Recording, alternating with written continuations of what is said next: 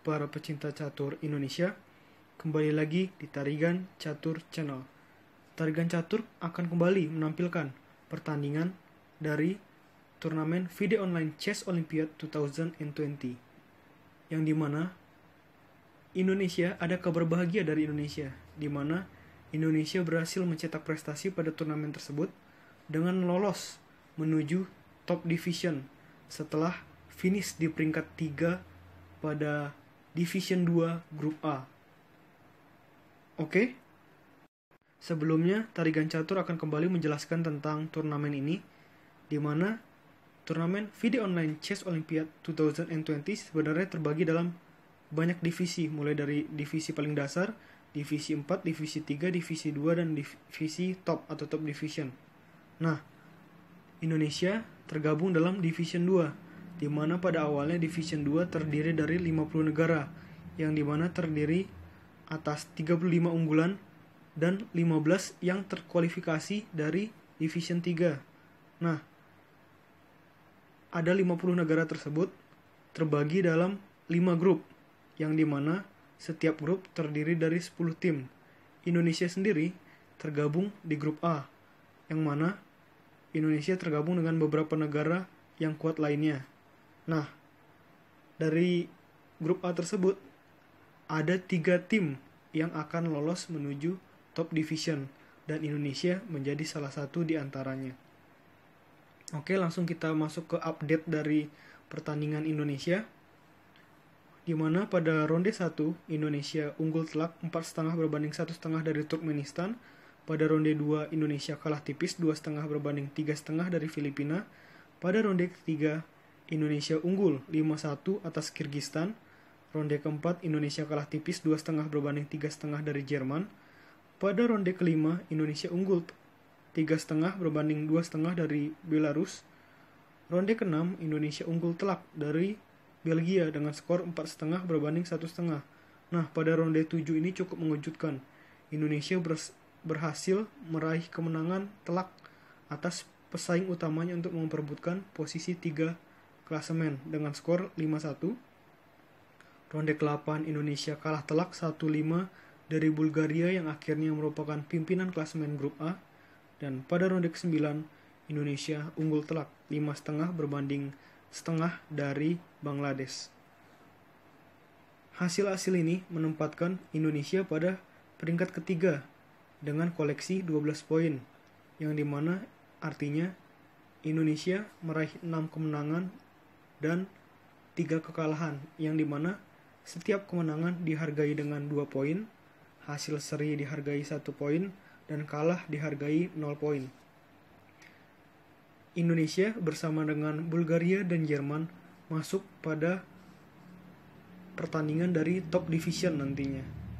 Jadi Indonesia masih akan terus berjuang pada turnamen FIDE Online Chess Olympiad 2020. Bulgaria, Jerman, dan Indonesia berhasil menyingkirkan perlawanan dari Australia, Filipina, Belarus, Belgia, Turkmenistan, Bangladesh, dan Kirgistan. Oke, tanpa berlama-lama, langsung saja kita masuk ke pertandingan yang akan Tarigan Catur ambil, antara Irene Karisma Sukandar yang menggunakan catur buah hitam menghadapi pecatur Australia, yaitu Jilin Zhang yang menggunakan catur buah putih. Irene Karisma Sukandar memiliki rating FIDE 2381, sedangkan Jilin Zhang memiliki rating FIDE 2246. Bagaimana keseruan pertandingan di papan? Simak di Tarigan Catur Channel. Jilin Zhang melakukan pembukaan E4 atau pembukaan pion depan raja, dibalas dengan pion C5 oleh Irene dengan pertahanan Sisilia yang dikedepankan oleh Irene. Lalu kuda F3 dibalas dengan kuda C6. Ini adalah Sicilian defense atau pertahanan Sisilia dalam variasi Sisilia tua atau Old Sicilian. Lalu pion menuju D4, pion C kali D4, kuda makan pion D4. Lalu Pion satu langkah menuju G6 untuk mempersiapkan fianchetto gajah. Kuda menuju C3. Nah, ini namanya adalah variasinya dari pertahanan Sisilia adalah variasi accelerated dragon atau naga yang dipercepat. Lanjut, fianchetto gajah dilakukan dengan gajah G7. Gajah E3, kuda menuju F6. Pion satu langkah menuju G3. Putih juga pada prinsipnya sama, ingin melakukan fianchetto gajah. Lalu rokade pendek oleh hitam. Gajah satu langkah berpindah menuju G2. Pion satu langkah ke D6. Pion menuju H3. Nah, lanjut, Iren melakukan langkah gajah D7. Rokade pendek oleh putih. Lanjut, kuda menuju A5. Nah, setelah langkah Iren ini, langkah balasan dari Jilin Zhang merupakan langkah yang kurang bagus, sehingga mungkin dari langkah inilah Iren Karisma Sukandar mulai memetik keunggulan atau margin pion yang lebih banyak daripada lawannya. Di sini lawannya Jilin Zhang melakukan langkah pion menuju B3. Ini merupakan kesalahan besar. Kenapa? Karena setelah Iren melakukan langkah Menteri Hitam menuju C8, semuanya berubah menjadi malapetaka bagi putih. Karena di sini Menteri Hitam berfungsi untuk mengancam kuda yang ada di C3 sehingga kuda ini harus pindah. Dan juga Menteri Hitam dengan gajah hitam sama-sama bahu-membahu untuk mengincar pion lemah yang ada di H3. Oleh karena itu, langkah ini harus direspon oleh putih hingga akhirnya melakukan langkah kuda menuju D5. Mengajak pertukaran kuda diterima saja oleh Iren. Kuda makan kuda D5, pion makan kuda D5. Lalu terjadilah gajah makan pion H3 dan Iren memetik keunggulan satu pion. Di sini juga terlampau berani dari Jilin Zhang dengan melakukan langkah gajah putih makan gajah hitam di H3. Langsung saja dimakan oleh Menteri Hitam gajahnya tersebut. Menteri Putih menuju E2. Benteng A ke C8. Pion C4. Ceritanya ingin lebih agresif Jilin Zhang-nya ya. Lalu pion satu langkah menuju B6. Benteng A menuju C1. Di sini gajah makan kuda yang ada di D4. Nah, di sini mungkin para pecinta catur bertanya-tanya, kenapa Iren melakukan langkah ini? Karena bisa membuat petak diagonal yang melindungi Raja Hitam menjadi lemah. Namun, ini sudah dipikirkan dengan baik oleh Iren. Jadi, kita lihat beberapa langkah ke depan ya. Tentu saja dibalas oleh Jilin Zhang dengan melakukan langkah gajah putih makan gajah hitam di D4. Di sini langkah terbaik yang sudah direncanakan oleh Iren adalah dengan melakukan langkah pion menuju E5. Nah, sebenarnya langkah ini masih bisa direspon dengan bagus oleh Jilin Zhang dengan melakukan pemotongan dan melakukan langkah pion D kali E6. Ini pemotongan namanya en passant. Namun tetap saja sama nantinya. Karena hitam akan melakukan langkah pion F makan pion E6. Nah, di sini tentu saja Menteri Putih tidak akan bisa untuk memakan pion gratis yang ada di untuk memakan pion yang ada di E6 karena ada Menteri Hitam yang sedang mengawal pion E6. Oleh karena itu, pion ini akan menjadi sebuah kekuatan yang besar untuk nantinya pion petak E dan D bahu-membahu untuk melakukan promosi. Lalu karena merasa akan diancam gajah putihnya, maka putih memutuskan untuk melakukan langkah gajah B2. Betul saja apa yang diperkirakan oleh putih karena Iren melakukan langkah pion menuju E5 untuk semakin memperkuat pusat permainan pada laga ini. Lalu benteng F menuju D1, di mana benteng menyerang pion lemah yang ada di D6. Langkah ini direspon oleh Iren dengan kuda menuju B7. Di sini tak patah arang dari seorang Jilinzang, di mana Jilinzang menyerang 2 kali pion yang ada di D6 dengan gajah dan dengan benteng. Ada langkah yang juga cukup bagus dari Iren dengan melakukan langkah benteng C menuju D8, artinya terus menjaga pion hitam tersebut agar tetap kuat. Lalu di sini benteng D2 tujuannya adalah untuk menumpuk benteng nantinya dari putih. Namun Iren melakukan langkah menteri hitam menuju F5. Betul saja kan? Benteng C menuju D1 menumpuk benteng. Lalu dilakukan langkah penjagaan lagi oleh Iren dengan melakukan langkah benteng menuju F6. Pion 1 langkah menuju B4. Benteng D menuju F8. Nah, kenapa benteng ini berani untuk berpindah tempat? Karena gajah hitam, petak diagonalnya untuk yang mengancam pion hitam sudah tertutup oleh pionnya sendiri. Oleh karena itu, Iren berani untuk melakukan langkah benteng menuju F8. Lalu gajah menuju B2, menteri hitam menuju F3, menteri putih makan menteri hitam. Di sini mengajak pertukaran tadi ya, dan akhirnya terjadi pertukaran menteri. Lalu benteng hitam makan menteri putih, benteng E2, benteng C8. Nah, ini permainan middle game yang sudah sedikit lagi memasuki babak akhir, sehingga sudah mulai mencari celah demi celah untuk terus menyerang ya, atau mencari kesempatan dari masing-masing pemain. Apalagi Iren sudah unggul 1 pion, sangat diuntungkan dalam keadaan seperti ini. Nah, benteng hitam menyerang dari pion lemah yang ada di C4.